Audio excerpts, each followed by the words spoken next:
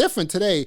Back then, companies would pay you to create an idea for them, right? Yeah. Oh, they had buckets of money. They just Right. said money. They're Because throwing, get an right. idea, like, let's go for it. Because I remember like when Adidas was trying to find just something for a commercial, and they were just like they picked a certain number of producers and paid us to produce tracks for them, right? And my tracks were not selected, but I got paid. So I was like, dude, I got paid. The fact that you're there makes you eligible for money. Like, I got paid. Right. That was my thing back then. It's like, don't tell me to go into the studio to create something for someone and I haven't gotten paid. It's just like, I'm putting time and effort into this.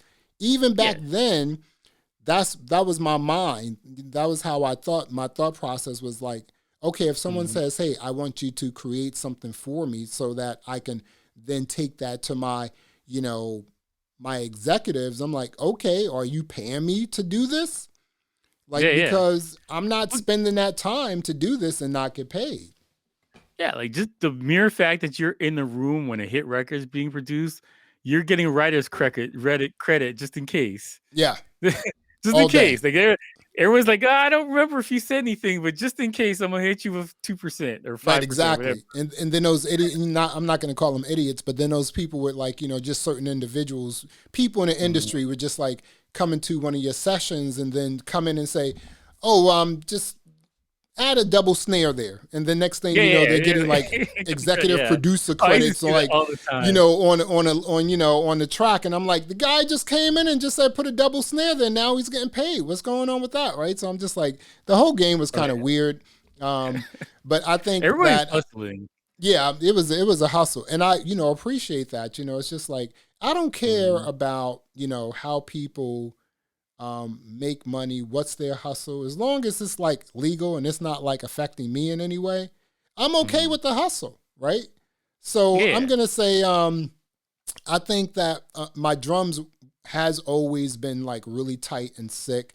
But I think in terms of like my production style, my evolution has been just going from like totally hip hop R&B to a much more sexier sort of adult sort of genre. Like again, vibe, more vibey, lounge, chill out, a little, cool out, like, chill out like house music. What about you? I mean, like from your journey from start to like where you are now. And I mean, I would imagine you're still producing a little bit, right?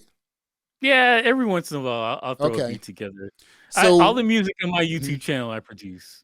Okay, so with my brother. Yeah. All right, so for instance, like the outro on your videos, that's something you did? Yeah. See, now I like that. That's like, I'm like, okay, so who's gonna spit on this? When I think about it, so I think about it, I hear that, and I'm like, okay, that's too.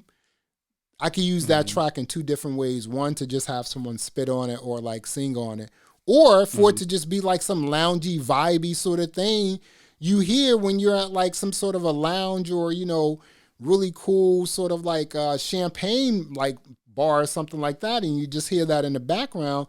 Or, I think about music in a lot of other spaces too. Like, okay, like for instance, can I hear that music in a commercial? Can I hear that music like in the background on some sort of a movie or something like that, on a soundtrack or something, So it's a lot of different ways that I hear music. And also there are a lot of different ways that producers can make money too. It's not like, hey, I'm trying to, sell this to an artist and, get a Grammy for it or whatever.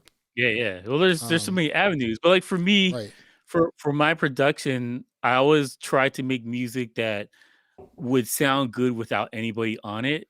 Yes, and it would sound on its own. You could be like, this is a completed project here. Yeah, without the person rapping or singing. I think that way too.